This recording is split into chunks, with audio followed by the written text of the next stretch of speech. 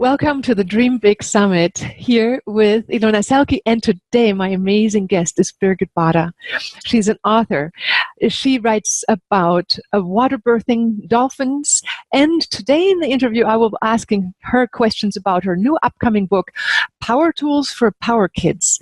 All the tools, a 500-page manual for teachers, but lay people, parents alike, to learn how to deal with kids, to bring consciousness into their lives, how to bring them up into the shamanic world, fitting into the modern world, how to keep that dream time thinking alive that children already have. And we will be talking about techniques that you can take home, apply to yourself and your children or children whom you know, and or even to your own inner child, re-educating yourself with tools you wished your parents had given you. So I want to introduce Birgit. Actually, her biography is so long. She is an amazingly accomplished author, internationally published, and you will see her face in a minute, I'll promise. Numerous books. Oh, she's a filmmaker. She's appeared on TV. Her documentaries have been aired on TV. She holds vision quest circles with teenage kids and rituals for young women and courses and ceremonies to nurture the female transition and bringing awareness into the power of the womb. So we have a powerhouse of a woman here. She's talking to us today from New Zealand. I always get that wrong, Aotearoa, New Zealand. Anyways, it is starting to be springtime there, while it's starting to be fall here in the Northwest. So, Birgit, thank you very much. You're actually German native, but now already are a dual citizen of New Zealand and Germany. Thank you for being here. I'm going to turn over next couple minutes to you to just introduce yourself so people can see you and hear you, and maybe you can fill in a couple more items and tell us about your journey of being this author that has been published in Europe and America and England and in New Zealand. Thank you for being here, and England. Thank you. Thank you, Ilona. Thank you for that amazing, kind introduction. I think I identify myself as a human being of this earth, and like many others around, I have done a few things, but also if I hear all these things, I'm like not that attached to titles and to achievements, because I think we all do really amazing things, and that's ultimately why I'm doing what I'm doing, why I stepped up and did films, write books, to make others reach out to that space within themselves where they feel, I can do this, I am this, because we all have this power within us. We all have the power to dream. We consciously dream. We come into this plane to dream. And I think it was Seth Godin who said, dreams feed our reality. So everything we create comes out of the dream space. And so this is my main, since I've been a little girl, I kind of knew that, I lived that. And then I went on this big journey where I realized it wasn't really acknowledged in my culture, in my family growing up. So it led me on this journey through media, writing stories, dreaming up stories. It was always about dreaming, meeting the dolphins. The dolphins, again, were about dreaming, connecting me with the dream, because they, for me, represent these world bridges between the dream world and the physical reality. So it was all the time, my whole journey was about dreaming and dream space. And I had a really hard time as a child to realize that it didn't have a space in the culture that I saw around me. So now I feel like I can give back and help children on a big scale to really acknowledge what they already have. We all are born with that innate ability to dream. And as a matter of fact, just so everybody knows, you are so gracious as to offer us 4 guided meditations, which are called Dance to an Inner Light, that you're doing for free. It's normally each meditation sells for $7. You sell it to schools. Schools really pay your bread and butter. They order it, and they luckily, you are in touch, and through Horace Dobbs also reached into numerous camps around the world of teachers and bodies of teachers who take your teachings and bring it to the children, not just parents and individual lay people, but at a larger, greater scale. And so everybody who wants to get these 4 guided meditations from you, you've said you are just so interested in sharing that. So please click on that button above here to get that the 4 free meditations from Birgit Baader. And I also wanted to just acknowledge that you just came out of 4 days, and you came out of that for this interview out of 4 days of Sweat Lodge work, not eating, not drinking, and you're taking this interview fresh out of dream time space. Yes, which is very fitting for the dream big. And yeah, these meditation that you just, these guided imageries that you just mentioned, Ilona, I just wanted to elaborate a bit about them.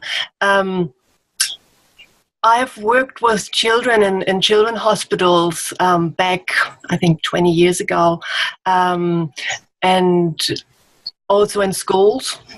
It was at a time when I worked with Dr. Horace Dobbs on an alternative learning concept called Integrated Dolphin Education and Learning, bringing dolphins into schools and learning.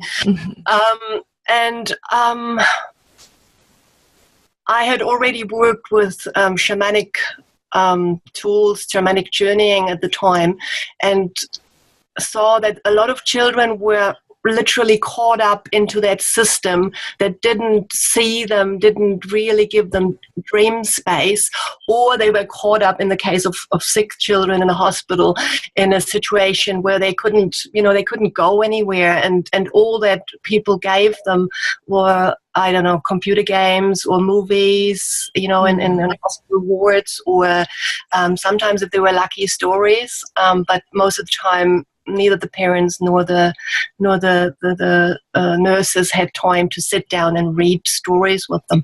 Anyways, out of that came that deep desire, actually, to help and to create something that would lead them there. So I had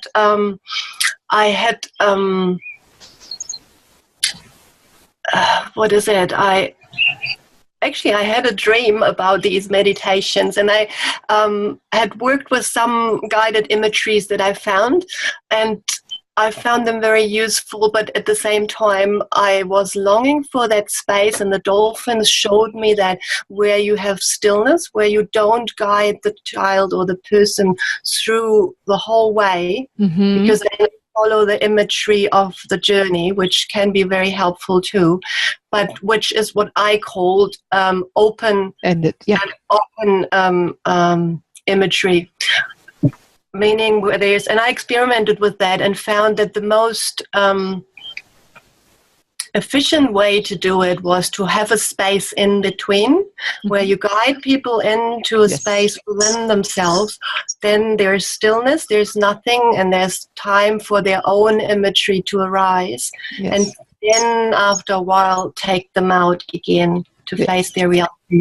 What were the results that you observed or had heard about or have heard through the school system that children receive from doing these guided imageries, and what are the changes that are reported back? Well, one really huge result that I get time and time again from schools is that more and more the school struggles with children who are labeled as ADHD hyperactive, or they can't focus, they can't sit still, they can't concentrate, or they have behavioral issues, they play up. All these, what I call bottled up energies that need space to be released. So we did those imageries. And at first I went into schools and I did it, and then I taught some people and they did it. But I soon realized, that only that many schools that we can do. And that's why we in the end came up with the CD, which was a compromise, because I still think if a human person does it, it has a different effect. But it is like a bit like a sound pill. At least it's a compromise, and a lot of teachers or parents don't feel confident enough to do it themselves. So these CDs are really good compromise, and it has been proven over time. So schools fed back that once they use the CDs before they enter class, for instance, before they start the lessons. Yes. Children who never could sit still, because that was one other thing, because they said 20 minutes, there's no chance that we can get our kids to listen to something like that for 20 minutes. I said, let's just try. And in the beginning, we started very small. But yeah, we realized that kids who couldn't sit still for 5 minutes easily went through those 20 minutes. Awesome. And they asked for more. They wanted more and more and more. Really? And that was 15 years ago. And I think now with the mindfulness exercises in school come up quite a bit. Mm-hmm. So it becomes a trend. Yeah. And the mindfulness exercises are very, very structured. But I think there is a rising awareness now that these things really help children to focus. And why is it? Because they know they want to enter that dream space. They are longing for it. So tell me about this dream space. I mean, for all of us, we all know that meditation is good, but the way you're describing it, and the way I see life too, is like there is the entire dimension of an internal, and it has layers of it, right? So the internal world and then the externalized world being reciprocal. So that's why I'm doing the Dream Big, Creating a Better World for Yourself, but being co-creative with that dream space. Tell me your perspective of your experience, or anything you have to say, and techniques that you may want to give us in this first portion of the interview, where we can understand dream space. How does it work? Why is it not just fantasy? And what are 3 things that we could do with our children that we can take home from your knowledge that you could suggest that we can do? Okay, first, there was quite a few questions. Right. So what is dream space and why does it work? Mm-hmm. Yes. So what is dream space? For me, that was your first question. Mm-hmm. For me, it's not something that is really separate from my physical reality. And I want to tell a little story that when I was a little child, there were quite a few deaths in my family, and I was at the funerals, and I saw people being really, really sad. And I remember myself sitting in the church and seeing the coffin, and then I saw the spirit being of the person who died, and Beautiful. I just saw that person, and they would talk to me, and I saw the other people around me that were really, really sad. And I remember, and I must have been like only 4 years old. It is a really early memory. And I remember that very vividly, that this aunt that had just died, we were talking, and it was actually not really sad, but I saw all the people around me, and especially my mom, being really, really sad. So I said to her, look, Auntie just came and said, don't worry, she's fine now, and it's all good, and she's actually really fine. And my mom just looked at me and burst into tears and said, oh, my dear, you shouldn't even be here, and it must be so hard for you, and I'm so sorry. And I was really surprised. I was just very surprised, because I had said it to comfort my mom. Uh-huh. And she obviously saw it as something that I'd made up to comfort myself. Right. And there's many other things where I experienced situations where I know that the world for me, the unseen world, is the world of consciousness, of pure consciousness. For me as a child, I still remember very vividly how I traveled to the stars at night, but then woke up and I was still at the stars, and then I brought things back, and it took me really quite a while to integrate it into my life. And then I had that period, because it wasn't reflected in my environment, where I completely split it off, and I kind of, but I've always kept this connection. There is, for me, it's very easy to shift, move between the worlds. And I notice that in children as well. Whenever I work with very young children, you know, and we'll say, oh, let's go on a journey to the stars. Let's go to the universe. It's not a biggie. They go there and they come back with stories. They come back with answers when they have issues with their friends, for instance. And I said, oh, let's take that to the stars. Let's see what wants to come. And they come back and the issue is solved. So for them, I sometimes think, imagine a world, Ilona, where this ability would be kept alive. Yeah. Yes. For anything, we could use it to invent stuff that we desperately need if we want to really. Which is what all the great inventors have done. That's what Einstein did, what Tesla did. They go in their minds to these other dimensions and pre-create realities, and then see how it works and get inspiration from a higher place. Birgit, I know, and I would love if you could mention this briefly, because we've had other authors here contributing into that knowledge base. You had your own near-death experience. And if you would be so kind as to just give a description of what you perceived. And because a lot of people, you know, they've read about it, heard about it, but it's always beautiful to hear somebody actually speak about it. And then I would like to go into a few points that we can take home. One of which you've included here is just go to another place, an alternate reality, right? And ask questions there to bring back solutions. But let me hear about your own perception when you had your near-death experience, and the hope and the strength that you brought back from that.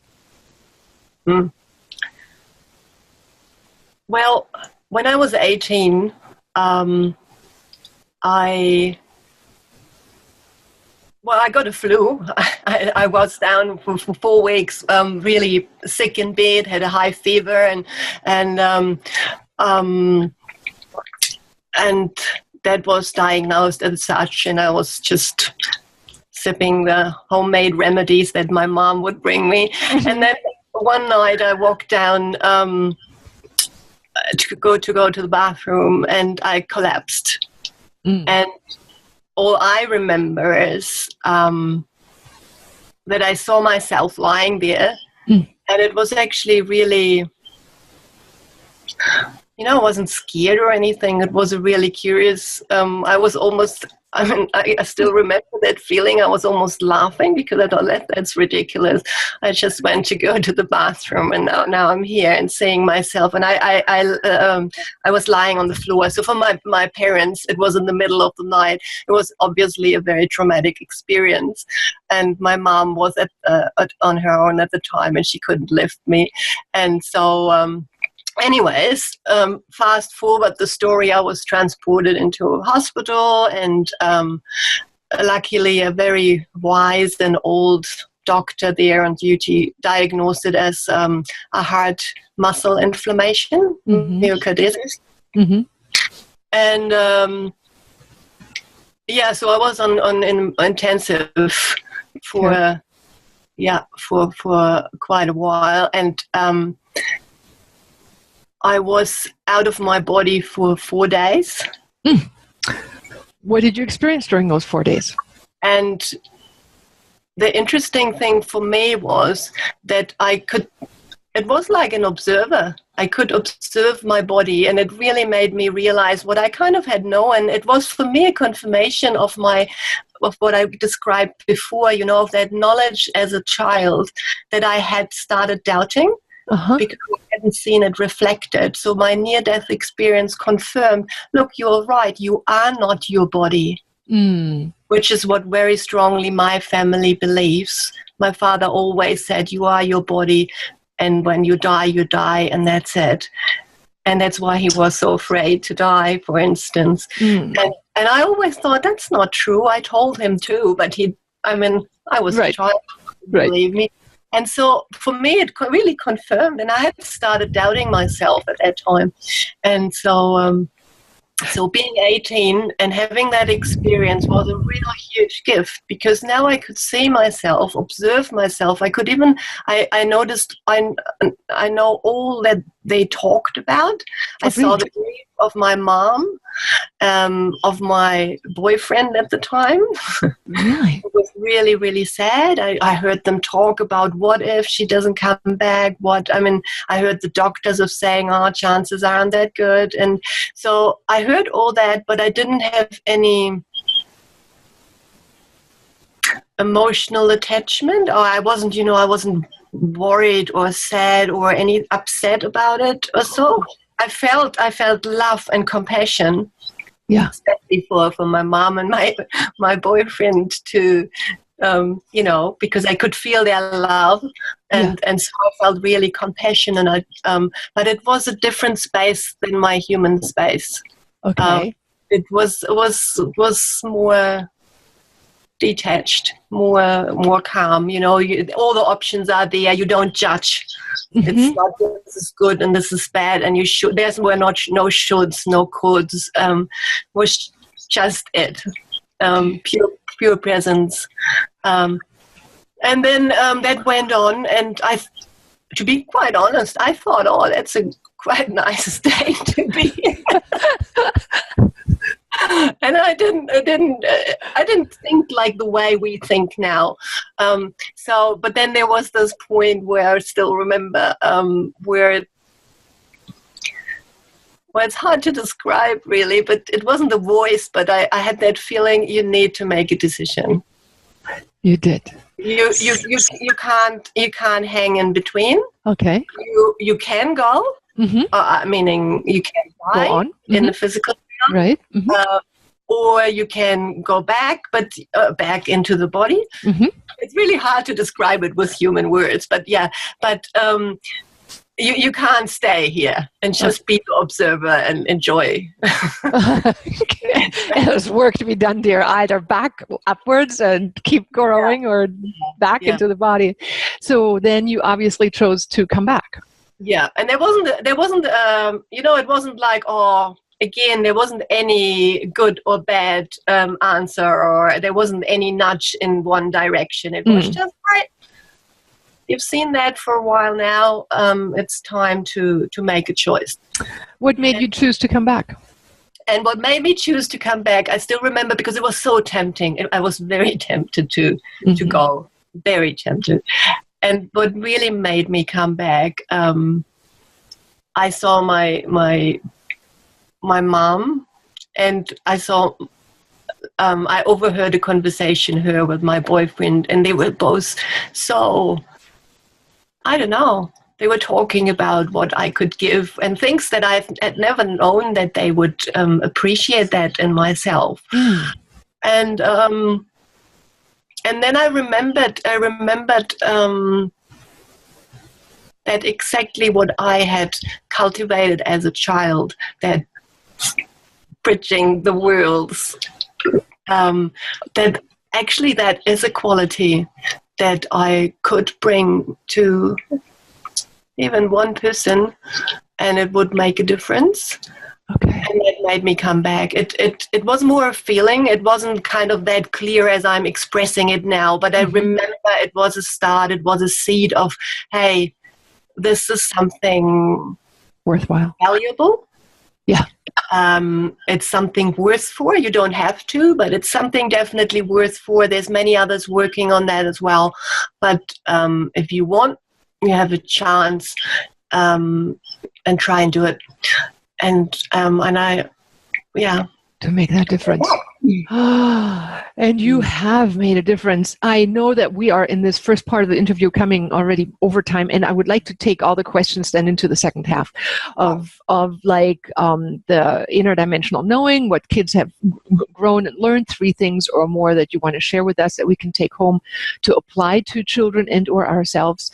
So I feel very touched. I think just even hearing the authentic sharing of a person who's gone to the other side, who can give that overview, and also that feeling of, like you say, no judgment as to make that choice or not, and then coming back to make that difference, to feel like we have something to offer. And that's what we all are here for. What I'd like to inspire in everyone is dream big, create a better world for yourself and for the planet, and do that with the dream time space. Obviously, that's in the title. Thank you for sharing this much, and I'm super excited. I get to keep talking in a minute with you. For everybody else, it's here for the free portion. I want to say thank you for listening, and I hope you've taken some inspiration here with you and understanding, and hope to also see that it is a movement that children are being taught and that schools are picking up on. So if you can get the downloads for free, you can apply them to your children, let them listen to it. It's in English, and for the next portion and down below on the sales button, there is the companion book that goes with it. And I will also have a book link to your upcoming 400-page book that's coming up, Power Tools for Power Kids, an amazing workbook that goes along with and helps people to create shifts and hand tools for children of all ages, different brackets, practical tools. Anything else you want to add, Birgit? Yeah, I would like to just share one simple thing to take away. Please don't be afraid of dream space, not of your own, and not when your children are there. We often cut kids down, and we have been cut down ourselves when we daydream. Mm-hmm. It hasn't been really valued in our culture. So don't be scared, and don't put kids down when they come and tell you that star beings have told them this or whatever, because I see a lot of people react with fear. Mm-hmm. And then out of their fear, they ridicule that. Mm-hmm. So instead, what would you do? How would you just allow that space to be there, and your child can actually be your master in teaching you to connect with your own dream space. And even if you don't believe in it, if you don't want to feel it, if you don't want to go there, just let your child be. Let your child be in that space. We all need that space. It's definitely there. I can attest. I know that. We all do, probably. We all do know that on one level. Yes. So yeah, just don't be afraid. Allow it to be. Allow it to be. Thank you very much, Birgit. Thank you for all your work, your dedication, and for having come back to make that difference here on the planet, to dream and to dream big as you stepped onto your plate and things just fell into place, and all over the world your work is known. Thank you, Birgit, for being here in our conference. And I'm looking forward to interviewing you for the second portion in a minute. We will continue in part 2.